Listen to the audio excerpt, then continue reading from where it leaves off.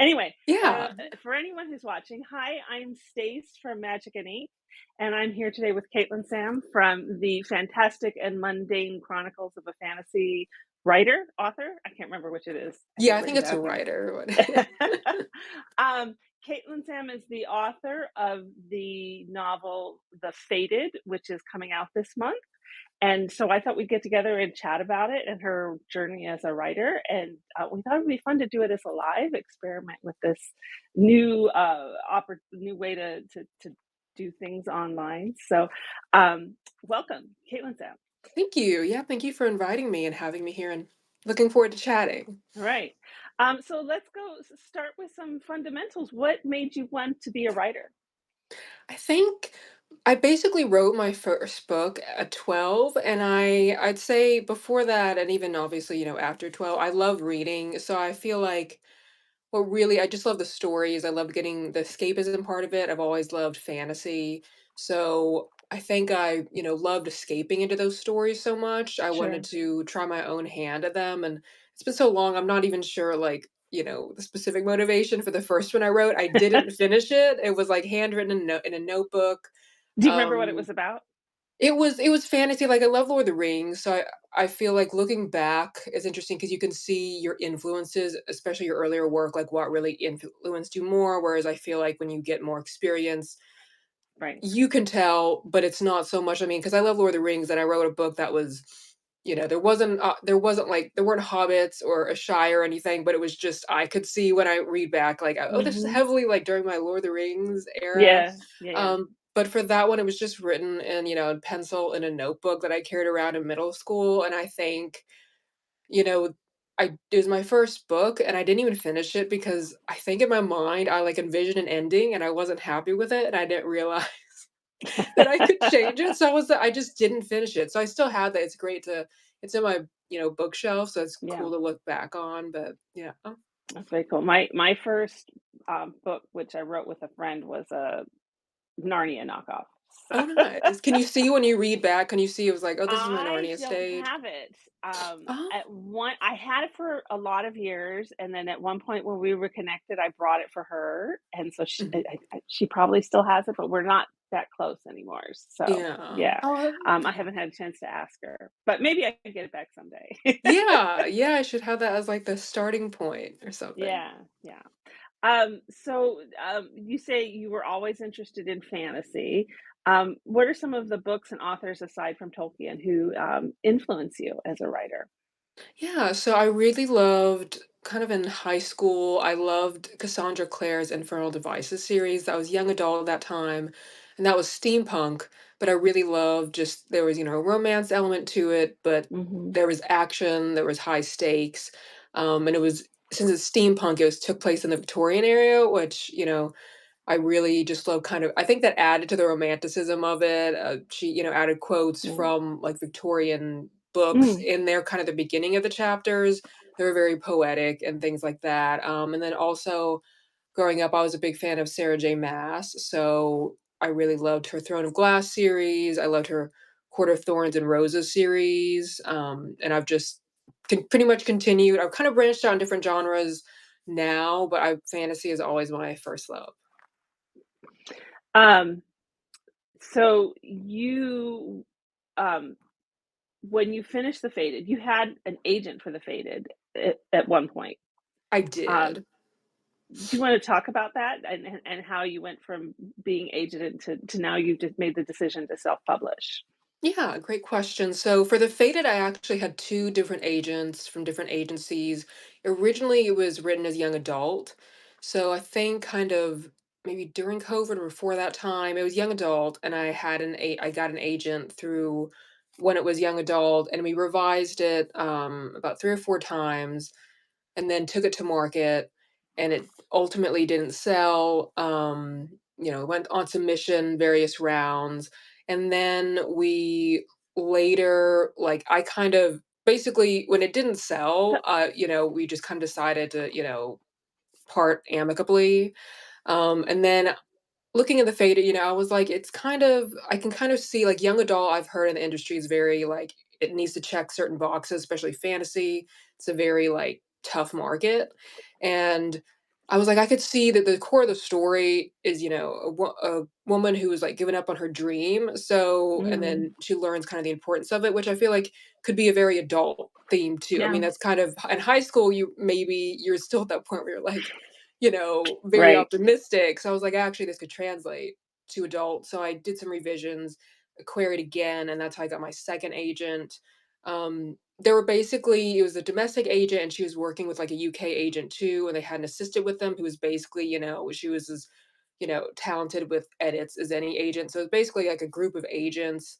And I will say I learned a lot from both my agents regarding editing, especially world building. One of the things they told me was like for fantasy, they were very insistent on I need to know like pretty much every rule or be able to, if I don't know a specific thing, have it align with the world building. So one of the things that they said that has stayed with me that even though I don't work with them anymore, is basically for fantasy to have a separate either Word document. In my case, it's a PowerPoint of just the rules.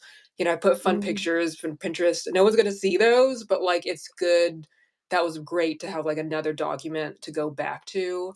But then ultimately that didn't, sell either. It's kind of one of those things that it's fantasy, but it's such a kind of cross genre. It has elements of paranormal, elements of magic realism. And I right, think the marketing for that, they needed more. One of the editors even said like, had great feedback and it was a great book, but it was so kind of in between fantasy and they said at that point speculative fiction on marketing that they just weren't sure. It wasn't like, it's so tough now. It needs to right, be they need right. to know definitely how to Yeah, market it. yeah. That's it seems to be one of the recurring things I've heard is that, Mhm. if you're not in the really super popular niches, uh, romantasy, cozy fantasy right Right. now, then they don't know how to position things Right. to get the attention from social media or from the booksellers, etc. So um, of course, that means that there's just opportunities for everybody to start making new niches. Because Yeah, yeah. someday people will get tired of romantasy and cozy fantasy and look for something different. Um, so, what are some of the things you've had to learn about self-publishing, and what are the challenges and rewards that you've discovered so far? Yeah, I didn't realize I knew self-publishing was going to be a lot of work. I didn't realize how much, I'm going about it as like trying to start a business. So I didn't realize how on the business end of just, getting business certificates, Right, keeping receipts for business expensive, like just all that stuff. And then, just setting up just kind of the business side of it. And then the marketing has definitely been like a challenge of, kind of, I do, I guess, have a new appreciation of because it is kind of cross genre, like, I am kind of, seeing a little bit of a challenge of like, well, how do I market it? Because it's fantasy, but I've noticed, like, I don't if people go into it thinking it's like, fourth wing or like a super fantasy, medieval or something, right. it's not gonna fulfill, like, what they're looking for if that's what they're seeking. So that's kind of been a challenge, but it's definitely given me a whole new respect for self-published authors, especially this day and age. I think we're seeing a real split in the industry in that, you know, I I worked with those 2 agents for my book. I also interned at 2 separate literary agencies, Mm, and so they're super knowledgeable, in my like, I've also worked just in my regular jobs just within the publishing industry of, publishing is great, but I will say there's a split, and I could see this in the agents I worked with, of they're very much still on the traditional kind of way of publishing, which is very especially with, like, all the technology happening, it's like a very archaic way sometimes, and I can yeah. see because, publishing is shrinking budgets, but, like, self-publishing is really seeing the entrepreneurial side of for the longest time, I think there's a stereotype of authors and artists who were super artsy and, like, didn't understand business and didn't understand Hmm. numbers, and, like, they needed kind of people to manage it, they needed people to Right, handle all that, which right. I think, if that is you and you can trust the people around you representing you, that's great. But we're seeing kind of a whole new way with, like, people who are authors who are business savvy and marketing savvy, and like they can churn out books, Right. faster because Right. it doesn't have to go through all the different editing. So it's definitely, I think we're seeing the industry kind of split in two paths, and we've seen some self-published authors getting those big 5, publishing deals during Right. COVID. So it's definitely, I think it won't be going away. If anything, with shrinking budgets for publishing houses, I feel like, someday I'm wondering if it will be everyone will be self-published, and the ones that are the most successful, Yeah. that's who the publishing houses have deals with versus the querying process and, agents. Makes a lot of sense. It makes a lot of sense. I've thought about the fact that online publishing, digital publishing tools, Amazon and Mhm. Barnes and Noble, and everybody who has these platforms for self-published authors, independent authors, that makes it easy for us to get our books out there. Yeah. But what has really equalized the field to make them competitive and not just a vanity publishing of the old school variety is that we also have all the marketing tools directly available Right. for it. I mean, uh, when I was in my 20s, there was no way. I mean, I could have had a book printed, but other than going to bookstores and saying, "Will you carry my book?" There Yeah, wasn't a yeah. lot of ways to reach an audience. Nowadays, we have so many platforms available just for marketing, whether you want to do, Google ads or Substacks Mhm. and social media, of course. So, what are some of the other channels that you've used? And also, we have a few people who have joined the live. If you guys have questions, please feel to put them in the chat, and we'll get them. We'll get around to them before the end. Thank you. So, yeah, go ahead. Yeah, I would say as far as channels, I mean, I'm striving to go wide, so I'm not doing basically Kindle Unlimited. I'm getting the Faded up on, Barnes and Noble, Kobo, all of those other kind of wide ebook channels. Right now, I'm just doing paperback for Amazon, Hmm. for the Faded. I'm seriously considering Ingram Spark, which is a Right. distributor, for those of you who don't know, that can, get your books into Barnes and Noble. It's kind of like I've heard so many things about like expenses with that and that kind of being a less user friendly. So I wanted to start with Amazon and the easier kind of things and see how sales go before I like just start really going with the paperbacks. Because I looked at the business end of that and I was like, again, on the internet, sometimes you don't know if it's like people just, you know, who just Yes. kind of they're just kind of like ranting to each other and they just weren't planning accordingly. But that, if I do that, that'll be kind of later in the summer or fall. And as far as like tools, though, I totally agree with you on just the resources. That's another thing I've learned is how many resources and software there is now for self-published authors that, I was using the interior formatting. Oh, hello, I see you. She's making a surprise cameo. Oh, hello. But yeah, like I use Vellum for my interior formatting, Uh-huh. which, it's kind of expensive, but it's a one-time fee. I really liked that it wasn't a subscription. That And is then nice. I can if anyone sees a typo or anything, I can just go in and change it. And I haven't seen any glitches. So that was and, people have remarked who my ARC readers have remarked, like, "It looks really professional, on in the interior." And it's like, it's just because of that software. You just, paste it in there or type it in there and it looks great. And then I use Publisher Rocket, which is kind of for researching keywords and things on Amazon. So I was just amazed on like how many tools, yeah, there are out there. Yeah. Yeah. Um, did you have any mentors or collaborators in this process? Where I did you turn to when you needed help? I would say honestly family and friends. For that, Mhm. I just because again, I'm it's basically I'm kind of starting my own business, and Yeah, it's one of those things of I basically since it had gone through so many revisions with those honestly 2 or 3 or 4 agents, I felt it was the best it could be. I agreed with those revisions, even though I ultimately, parted ways from the agents.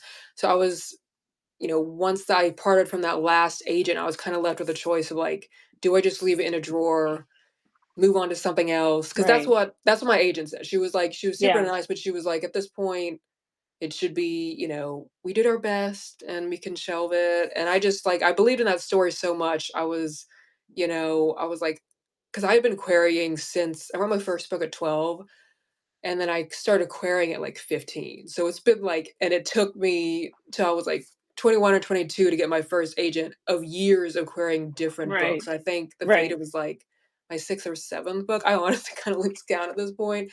But it was the same. I didn't consider self-publishing, and it was the querying and like years of my life spent like waiting on like this next book's going to be the big break. This next book's going Yeah. to, and then I was, this was finally the book where I kind of put my foot down. I was like, I believe in it enough that should see people's, should be put in front of people's eyes. It Right. should be shown to the world as like, I'm not going to shelve this one. So it had already kind of gone through those revisions process, which I think made this first self-publishing process easier. And then I wasn't starting like immediately having to go to edits and then, do self-publishing. Right. Excellent. Now let's talk about The Fated. I'm gonna read the blurb copy, the back cover copy, and then we can talk about the book itself. Um, every 16 years, a luxurious ocean liner known as the Fated appears at the docks to carry a few lucky passengers to paradise. Yet, when people on board begin disappearing, one woman soon discovers their destination might not be paradise after all. Amara Oberel never expects to receive a ticket in the mail. Ever since failing her chance at becoming a concert pianist years ago, she has spent her days as an elevator operator, resigned to the uninteresting future that seems to be before her. When given the opportunity to embark on the fated, however, she boards with the hope of starting a new life. Yet she soon senses something dark lurks beneath the ship's decadent halls, ornate ballrooms, and opulent jazz clubs. When people close to her begin disappearing, she sets out to uncover the vessel's secrets, along with fellow passenger Kai Shin Hura. But instead of providing answers, every discovery leads to more questions. Questions about why they were selected for this voyage in the first place. And more disturbingly, if not to paradise, then where exactly is the fated taking them? So there's some interesting questions there. It sounds really interesting. And not like something I've read, a dozen times before. Yeah, thank you. So where did the idea come from? I think it kind of basically, I think it came from, I took a trip with my parents after graduation of college that went through the Bermuda Triangle. And I Mm, feel like at that time I didn't know all the lore behind it. I knew it was infamous, obviously, in that way, but I purposely did not like look at all everything that happened before we like sailed right through it. sure. Um, but I feel like in the back of my mind I was thinking for some reason about like a story on a ship, and then that's what happens sometimes with my ideas of, it's kind of so subtle. I'll come up with an idea and then later it will solidify into, oh, this is the story. And I Right. feel like I was, looking at the ocean, and I've always, loved water and gravitated to that. And I think it just hit me of like, oh, it should be on a ship because I was on a ship at that point, and then should be kind of something eerie. So I feel like, when he went through that Bermuda Triangle, it was like we went by this most fantastic lightning storm I've ever seen. The, Mm, captain, we didn't go right through it, thank goodness, but we went right, it must have been on the edge because it was so dark I couldn't see the clouds, but I could see like the planets and like, Venus and Mars and the wow. moon in the sky. And then, below that point there was lightning, and then there were two other, I remember there were two other smaller boats out there in the waves, and it was just the most eerie kind of beautiful scene I've ever seen. And I feel like that kind of eeriness was just, kind of sunk itself into the faded. So that's where the idea came from. And then I think if you read the book at, obviously that's the setting, that's the kind of outer layer, but the inner layer also explores the importance of dreams to us. And at that time I was actually, you know, like, not like, through the course of the story, I was, like, in graduate school, so I wrote it my first year, like, when I was in graduate school, and I was, like, very kind of in a darker place of didn't really know what I wanted to do with my future. I just knew I wanted to write, but I also knew where I was at that time, I was kinda still holding out for that, like, big six-figure, publishing deal. But at the time, it was the reality was like I need to find a job, and I can't just write because it's not just economically like Right. just can't do it. And so, but I didn't know what I wanted to do, you know, as a day job because I just love writing. And you So and you can't get a job as an elevator operator anymore. no, it's like they're they don't even have anyone there and they don't even have the music. But yeah, so I think it was that's kind of the inner layer of the story of what, I was working through of like is at this point it was kind of like is writing even, worth it anymore because it may never see the light of day and it's been years. And even my friends who were super supportive were like kind of making comments of like, how when I don't know if you encountered this with writing, sometimes like they're supportive and then but I guess if you keep doing it too long and there's not success, then there's, like, comments of, like, I don't know, they're not, like, putting you down, but they're just kind of everyone's kinda like, "Well, what are you gonna kinda do something else?" That kind of what they're hinting at, so it was, I guess, the dark night of the souls. I feel like someone, maybe Stephen King or someone else, Brandon Sanderson, he mentioned it the other day in some podcast too, it was, like, very much that.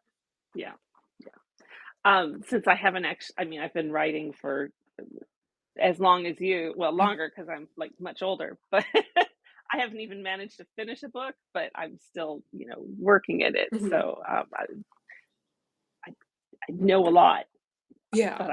I'm except how to finish. But yeah, Yeah. to tell people at this point, like, yes, I'm going to publish a book someday. I'm like, they're like, oh yeah, sure. So I get that. Yeah. Um, so how long did it take you to write, and did it change much in the process of writing? Yeah, I would say it took a year to write, but the revision processes took so much longer because there were different rounds. I wrote it and then I queried, again at that point it was like almost my process of just writing a book. At that point I was writing a book a year and then querying it. And I'd say interesting thing I did note was at the time it was originally written in third person. And then when you're querying so many agents, some of them will Right. give just standard feedback, but I actually like they do provide enough to where there's a pattern where it kind of hit me like the feedback I was getting when it was third person was that people just really couldn't get into Amara's mindset and Mm, they felt there was like a distance, I guess, between the reader and the characters. And I think I just at that point, it's kind of giving a little spoilers, but like it was third person, but then the first and last chapters were in first person from a different narrator. And then that kind of threw them off. And then also like I went back and looked and it sounded like my voice was stronger as first person than third person. So I just changed mhm. it throughout. And I think Right, it made even now to this day with other stories I'm writing, I kind of have gotten recently back into third person with future projects, but there was a lack of strong voice. I think that was a pattern. And for right, querying the state, like, when you get, I've noticed with feedback is like, if you get feedback from agents or anyone that's kind of all over the place, like certain people like certain things and other people hated that, right, it's kind of, I've found that's not it's just kind of like that's not really much to go on and isn't really something you need to fix if the feedback's everywhere. But if like multiple people start saying the same stuff, then yeah, it probably is an issue. So I fixed that. And then yeah, with the agents, it was a lot of developmental edits. It was, kind of getting more into Kaishin and Amara's mindset. And my most recent agents, it was like world building. I mean, they were very where is the world kind of like that Amara is leaving? Like, why is she leaving it? Why is it so bad enough to leave that you have to like mm, literally get on a ship that you don't know where it's going? So it was a lot of just kind of world building. I'd say in my last agent was the main thing I learned. okay. Where's my list? So what was the hardest part of writing? In general, what's the hardest part of writing for you? I think I would say like the revision process is challenging because sometimes it's just it takes time too of like the more you're away from it, the more you see when you look back. But I would say like because my favorite part is the drafting. I love kind of the Mhm. potential of a blank page. Sure. Revising it, I've found there is a different reward to it. It's more like, in the beginning you're kind of you're making like the illustration that the puzzle is of, and then the revisions are like you're kind of rearranging them and to where it fits. But I would say like sometimes the revision process can be, my most of my excitement is really in drafting because it's like it's a blank page, you can just kinda go anywhere. Whereas revisions sometimes, like, especially if, I'm thinking about the overarching theme and I'm like, "I'm gonna have to, like, rewrite that one chapter or cut it out or add something else," it just doesn't fill me with as much excitement, but it is very rewarding at the end to, the first draft can be, like, really bad, and then it's rewarding at the end of the revisions to be like, you pieced it together in a different way, so but I'd say drafting is my favorite, whereas Okay. revisions are difficult. You must have a really strong, writing routine if you're able to push out a book every year. Can you talk about I that? Yeah, I think up to that point, that was when I was querying, I was just writing, so I wasn't really doing all the marketing, and now honestly with self-publishing, I can see that, I have a 9 to 5 day job, so, like, I know for self-publishing, they're saying you're supposed to churn those out, but I don't think if I wanna keep up the quality, like, I personally just couldn't churn them out as much, but I would say, during the querying stages, when I would write a book a year, it was I just wrote every day. And I would have never been one of those authors who can, I've seen authors who can churn them out in like 3 to 6 months, and that's super great. I can't, for me, it was like the most was like a short story that I just published in like a month, and that was me like beating it out, and it was like, that was high speed for me, but I'm better at, a page a day was kind of what I was aiming for at that point, Right. and just continuing like plodding along. But it is kind of, lately definitely more of a balancing act of, between marketing and then publishing and then writing brand new things. So it's something I'm definitely learning and juggling with now too. Great. Um, a few more people in the chat. If you have Yeah. questions, feel free to ask them, and I'll pass them on to Caitlin Sam. Yeah, and we see your Um, comments, and thanks so much for leaving your yeah. comments. Yeah. Um, so what do you love most about this book? I would say I love the kind of vintage fantasy feel to it. I've always been drawn, if I was drawn to a specific, time period, the 20s and 30s. And I just love the atmospheric, kind of eerie but luxurious atmosphere to it. I've always, it's kind of has that vibe of like 1920s, 30s music kind of echoing Mhm. eerily in the background with that kind of, the luxury up front, but there's an undercurrent of mystery and what's really wrong here and kind of mixed signals. So I'd say I love the world the most, but I also love Amara's just story of, when she begins, she's kind of given up on her dream. And then, Mhm. not to give too much away, but throughout the course of the story, she has to come to terms with like what her dream of being a pianist means to her. So I really like that undercurrent of, because Yeah, that's what I was working through at the time of what does my dream of writing mean to me. So I definitely can see my kind of past self when I'm reading it. great. So where can people go to learn more about you and your books? Yeah, so I have a website, just katelynsam.com, and then that has all my books and, including The Faded, and it just talks a little bit about me. I would say, I'm here on Substack too, and then Instagram as well. I'm pretty active there, more visual things. So just add, underscore Caitlin Sam underscore. That's where I am. And I have a Pinterest, but it's not, it's more just like kind of paste pictures in there when I can. But yeah, I'd say those three, my kind of main places are where I'm Right. mostly at online. Um, and can you tell us what's coming next? What are you Yeah. working on now? So right now I have as of now, a duology in the works, but I have the first book written, but I know it's gonna take a while for the second. So I think right now I'm kind of actually working on some novellas, and I'm playing with the idea of, I've done my own cover art, and so I'm now playing with the idea of doing novellas with some art. Just to give you all an idea, here's the book here. So Yeah. I also learned how to, basically do cover design. So I'm really interested in that, and just may start that with novellas because as a smaller project versus a really big book or something like that. So I would say I'll, as of now, I love fantasy, so it's going to be within the fantasy genre. And yeah. I almost completely forgot that I was asked you if you wanted to do a reading for us. So are you up for it? Let's Yeah, do it. sure. I'm happy to read the first page or Yeah, first like chapter. It's a very short first chapter, but yeah, I'd be happy to read that. great. Yeah. So I'm starting here with just chapter 1, Haunted. Even while dreaming, I can never escape the fated. The ship slices through the fog like a black and white metal beast. Some of its windows glow yellow, ghostly against the dim, suffocating backdrop of mist, while others remain dark, and I always shudder from the sense that something is watching me deep from within their churning shadows. Then, like a spirit, I materialize on board, drifting aimlessly, restlessly, towards something I can no longer remember.